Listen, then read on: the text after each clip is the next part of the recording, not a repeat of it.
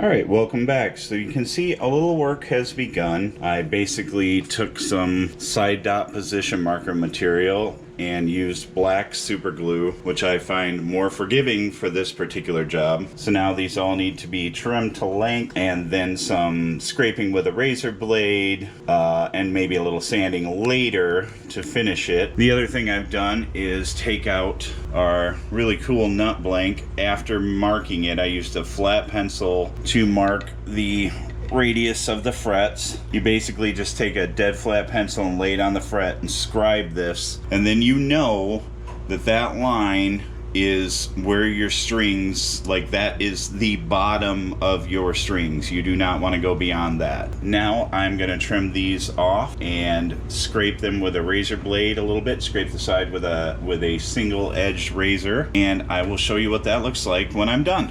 Okay, so I thought I would try to show you a little of what I'm doing here. So we're at the 12th fret now. You can see that the 9th fret and beyond is kind of already done. So I'm starting with a file to get these down flat, just because they're really hard to cut off like directly close to the fingerboard. So you kind of got to file them down. And I'm just using like a mill file here, trying to be as careful as I can be. Don't want to mar stuff up. And then once you get them down to where they're pretty close, then you take a single edge razor blade and you can kind of just finish the job, clean up around them, and that's it. You can see they look really good. The black super glue filled any void that was around the edge, so it looks kind of neat. It's like a little white dot with a black ring around the edge, and that's really it. So I've done up through the 12th fret. Now I'm gonna go ahead and finish that up. And there you have it, guys. For the first time in this guitar's existence, it has side dot position markers. So they're not 100% perfect looking yet, but that's because there still has to be sanding going on. But they look really good to me. Okay, so over here we had a little bit of loose binding, which I guess, you know, is to be expected for something that's just been sitting unattended for 20 plus years. So what I did was take this little hypodermic needle and some acetone, and I just wicked some acetone in between the wood and the binding, and now I have it lightly clamped up just to hold it in place until the acetone can sort of melt the binding a little bit and reattach it to the wood.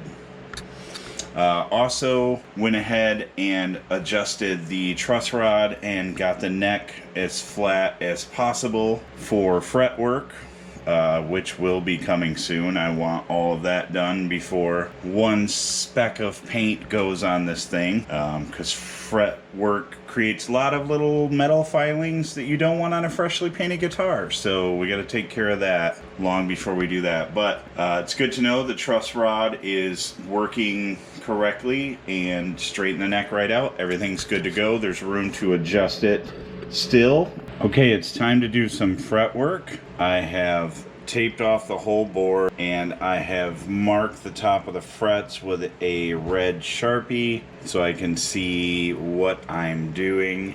Red works best for my eyeballs. I used to do it with black, and the shadows would like mix in with the black marker, and I couldn't quite see what I was doing.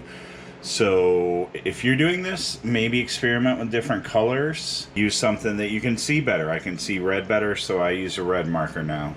I'm just going to take a file to this, and I'll show you what it looks like after I'm done. Okay, that's basically it. I don't know how well it's going to show up on camera, but more or less you just want to go until there's no red on the top of any of the frets. I do see a little right here, so I'm going to do a little more work right here, and then I'm going to move on to crowning them. Okay, so we have now re-crowned all of our frets, and now what I'm going to do is take this little pin file that I have made a safe edge on, and I'm going to go around and just round over the edges of every fret all the way down the fretboard on both sides. Okay, Our fret ends are rounded over. The next step, I take this block of foam, I start with 600, and I work my way up and down the whole board to round the tops over. I'll do that just a bunch of times. And then I'll go to 800 and then to 1,000, and then I'll move on to steel wool. I'll show you what it looks like after that. Okay, we've worked our way through 600, 800, 1,000 steel wool, and now we're going on to Flitz metal polish. You see that pile of crap right there? That's why I'm doing this now before I finish this guitar, because you would not want that, all those little metal shavings and stuff, all over your brand new paint job. Now would you? Like that right there.